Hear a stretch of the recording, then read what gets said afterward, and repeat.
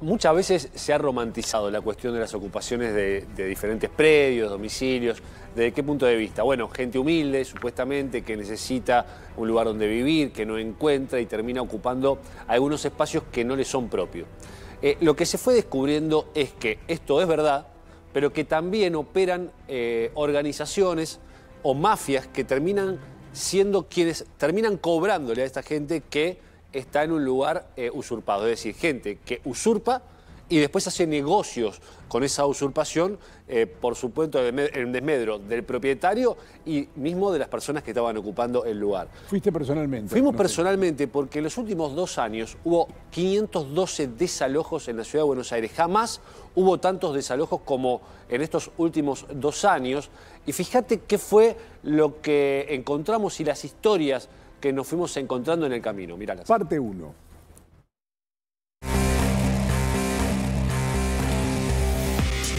Después de décadas de un sistema de ocupación organizado en la ciudad de Buenos Aires, 512 propiedades fueron devueltas a sus dueños.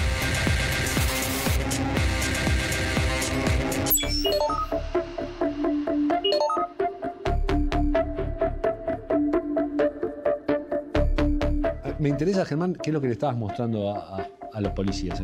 Esta foto es acá en el patio. Acá en el patio interno. Con mi abuela, con mi hermano. Esta es la entrada. La escalera, mirá, fíjate lo que es la escalera. La escalera estaba perfecta en ese momento antes de ser tomado el lugar. En el 2020. Marzo del 2020, cuando se cierra por pandemia. Ya vos cerraste por pandemia y lo tomaron. Y a partir de ese momento, vos como propietario, ¿qué es lo que pasa cuando vos te das cuenta que está pasando esto en tu propiedad? No, pasás a pensar que lo perdés, como que no tenés ningún derecho. ¿Y cómo te sentiste cuando lo recuperaste? No, es sí, una sensación increíble. Verlo así es la primera vez que lo veo. Te entristece. Porque está detonado. Está detonado. De ser un hotel operativo, pasó a estar detonado. Nosotros conocimos muy bien el caso de la Galería del Terror allá en Pompeya. Contame, ¿con qué se encontraron en ese lugar? No, la Galería del Terror es también un reclamo histórico de los vecinos. En esa oportunidad fuimos con la misma decisión, ¿no? Es decir, es un lugar que no puede estar siendo habitado. Había cerca de 45 locales comerciales, típica galería, que se habían transformado en vivienda. De hecho, se habían hecho paredes con rejas y ventanas. Y nos encontramos con la gente ahí adentro. En lo particular y como anecdótico, una persona que vivía ahí se acercó a mí a decirme, bueno, pero no tengo ningún papel de desalojo y demás. Digo, señora, yo le mostraba y le decía, usted no puede vivir acá. Esto es un lugar riesgoso para su vida. Y ella misma me admitía, me decía, no, la verdad que sí, y es verdad que estamos usurpando. Con lo cual, en definitiva, fue en medio de un acuerdo, se terminaron yendo. Años anteriores, incluso este año, se han recibido muchas denuncias con respecto a este lugar por venta de droga, por robos inclusive, delitos contra la propiedad, cuyos autores después se refugiaban en este lugar. Por ejemplo, hacía 5 años que estaba tomado. No, en el lugar sí coincidían mucha gente, seguramente mucha gente de bien, pero mucha gente que se dedicaba a un mal vivir y eso también hacía peligrosa la zona. Desde que se desalojó este lugar, no solamente la cuadra, sino que la periferia de esta zona se recompuso muchísimo. En ninguno de los casos tenemos personas que queden en la calle. Siempre el gobierno de la ciudad le ofrece alguna solución habitacional, un parador o un lugar a donde ir. Pero solamente el 5% de todas las personas que fuimos desocupando no tenían un domicilio propio. Y utilizaba este tipo de lugares de ocupación para estar durante la semana y volverse el fin de semana a la casa. ¿Se puede comprar? ¿Se puede comprar? Bueno, gracias. Gracias, loco. Yo no puedo creer lo que acaba de pasar.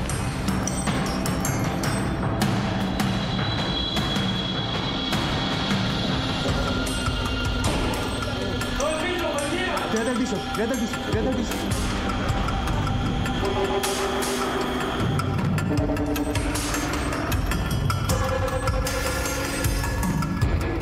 Ahora, muchos de estos lugares de ocupación no solo servían para vivir en la semana, sino también, por ejemplo, como búnker de droga.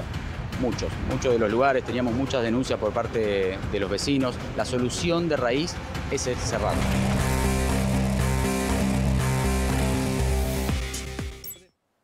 ¿Cuántas cosas? Sí. Porque esto solamente una muestra, un botón de muestra sobre 500 y pico de casos. Sí, acá estamos detallándote dos. Ahora en un rato vamos a contarte en otro recorrido un lugar histórico que es increíble, que durante 40 años haya estado ocupado por dónde está ubicado. Pero quiero contarte algunas anécdotas de este hotel que estábamos recorriendo.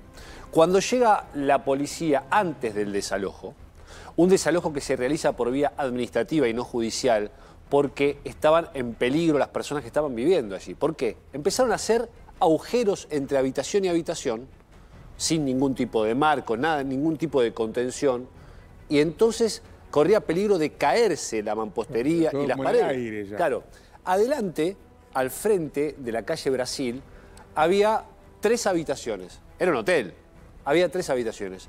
Había una persona con su familia que lo que hizo fue, de 3 habitaciones, les puso un agujero, básicamente, porque era un agujero, lo vimos ahí. Y se armó un triplex. Se armó un departamento, de hecho estaba el cochecito, cosas de los chicos, bueno. Esa familia, cuando van a hacer el primer recorrido antes de hacer el desalojo, se encuentra que empiezan a salir los chicos de esos departamentos o habitaciones con uniforme privado para ir a un colegio. ¿Privado?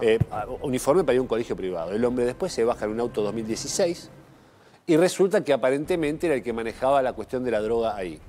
Fíjate vos, no es una cuestión de necesidad, como siempre pensamos, algo de esto hay, porque en algunos lugares hay familias, pero hay gente que aprovecha estas situaciones para hacer sus negocios espurios. El barrio de Constitución es un desastre producto de muchas de estas tomas, en donde, por ejemplo, acá, piso 1, dominicanos, piso 2, peruanos.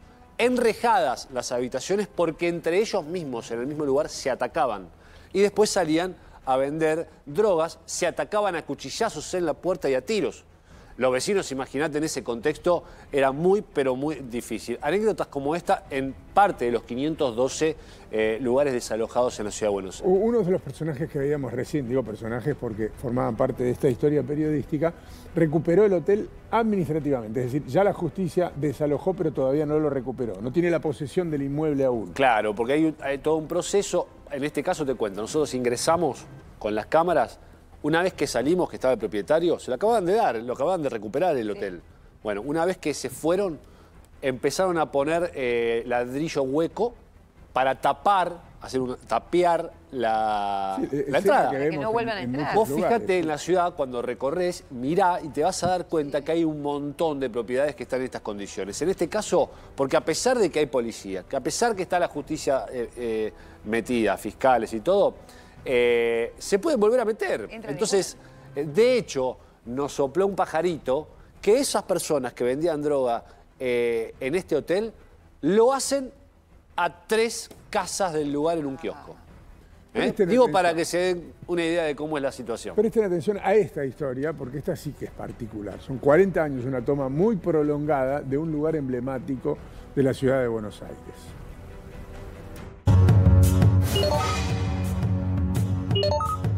Es increíble, ¿no? Pero a tan solo 300 metros de la legislatura porteña, a 200 metros del Cabildo y a tan solo 200 metros de la Casa de Gobierno, la Casa Blaquier, un edificio histórico del siglo XIX, permaneció ocupada durante 40 años.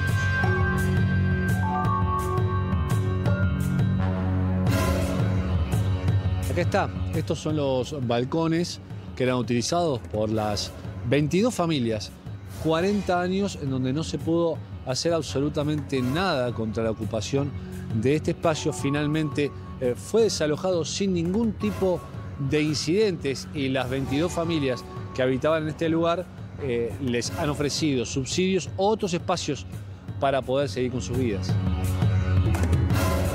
Bueno, ingresamos finalmente por primera vez a la Casa Blaquier. Esta es una casa histórica, por supuesto, acá de la Ciudad de Buenos Aires. Vamos a tratar de recorrerla con precaución, por supuesto. Así quedó después del desalojo, uno de los 512 realizados hasta ahora. Ustedes recuerdan, ¿no?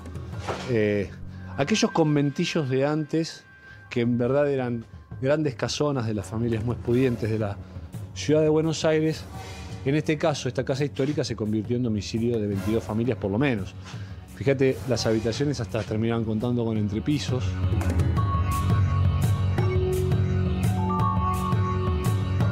Un espacio de muchos recovecos, por supuesto construidos posteriormente durante la ocupación. Fíjate, esto es lo que serían baños, evidentemente compartidos por cada una de las habitaciones, convertidas en casas, departamentos. Mirá, fíjate, todavía están los esqueletos acá de los aires acondicionados que se han llevado. Seguimos con precaución caminando por este lugar, todavía los compact disc de la gente que vivía aquí, zapatillas. Las imágenes son verdaderamente impactantes. Uno se pregunta cómo hacía la gente para vivir en estas condiciones.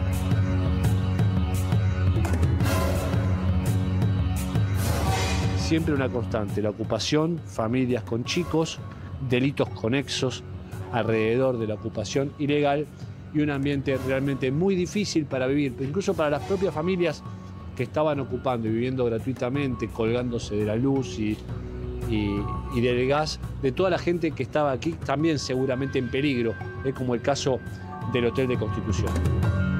Quienes ocupaban este palacio histórico también tenían este balcón con vista a la calle Defensa 165. Allí está la Plaza de Mayo.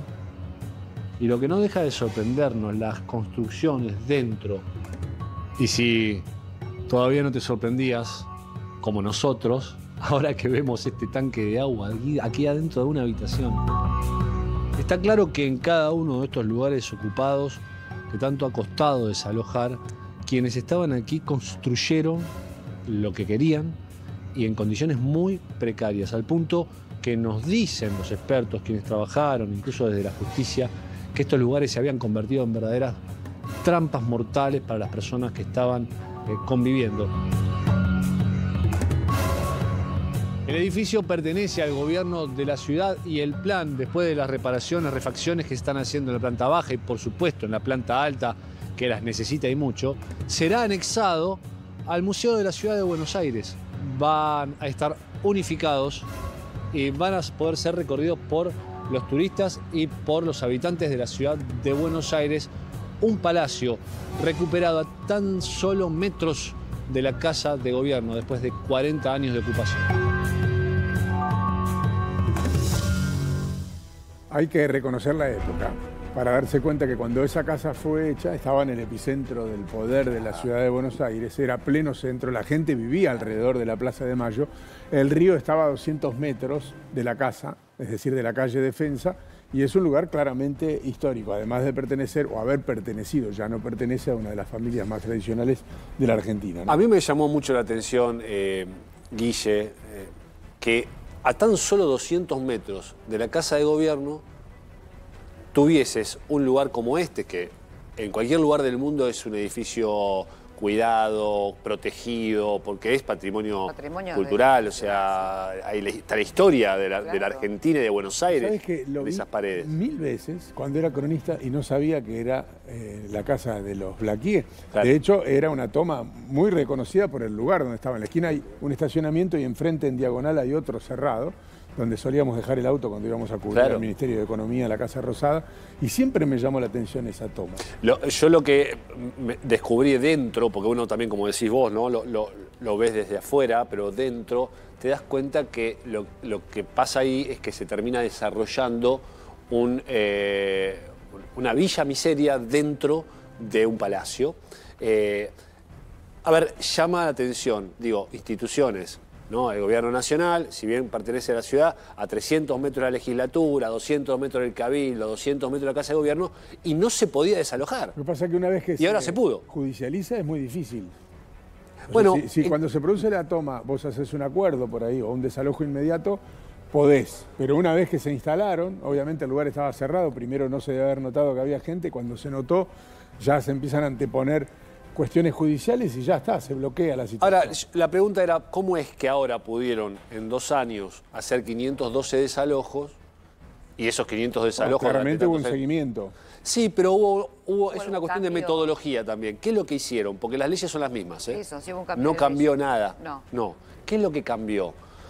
Observaron que a través de la disposición administrativa respecto a la peligrosidad que significaba para las personas que estaban dentro de este lugar seguir viviendo allí, es por ahí la forma o la manera que han encontrado para no tener que esperar todo el recorrido de la justicia. Claro. ¿Cuántas veces escuchamos casos que duran 20 años en la justicia? Bueno, el recorrido de la justicia esta vez, la velocidad se lo da la cuestión administrativa, porque realmente, Guille, adentro vos ves en este lugar balcones apuntalados con tablones de madera. Y yo me acuerdo ahora hace muy poquito, hace unos días, allí en Villa del Parque, donde se le cae encima un andamio a una chica de 20 años y la mata, y toda la gente estaba viviendo, estas 26 familias en este lugar, en condiciones de verdadero peligro. Esta es una constante, por supuesto, hay gente que ha recibido algún tipo de subsidio, hay un subsidio que se llama 690. Relocalizarlos. Hay que relocalizarlos, pero ¿qué es lo que me decían ahí las autoridades de la Ciudad de Buenos Aires? Que del 100% de los desalojos, solo el 5% solicitó el subsidio o algún tipo de alojamiento, y todo el resto tenía domicilio en la provincia de Buenos Aires. Y que utilizaban estas casas tomadas durante la semana y que durante el fin de semana regresarían a su zona de origen. Una especie de aguantadero era durante la semana. Bueno, en muchos casos lo era. Fíjate vos la imagen que mostramos de Fabián Rubino, en donde en vivo termina comprando, creo que cocaína o marihuana, no recuerdo qué, creo que cocaína, en una casa tomada. Nosotros y los vecinos teníamos información de esto porque hay grupos importantes de vecinos que vienen trabajando y mucho para cambiar esta situación, y acá empiezan a tener su reconocimiento para todo ese trabajo de tantos años que vienen realizando con diferentes tipos de protestas. Reitera cuántos desalojos. 512 desalojos en los últimos 2 años. Realmente el número es impactante. Impactante. ¿Qué habrá cambiado? Me quedo pensando en eso. ¿no? Entiendo que la metodología de trabajo, la el metodología, ¿no? La metodología es, en vez de ir por la cuestión judicial, van por la administrativa. La administrativa, ¿qué es lo que dice? Bueno, no puede seguir viviendo esta gente acá porque va a morir si se le cae todo esto encima, ¿no? Ese fue el método para poder desarrollar este tipo de casos.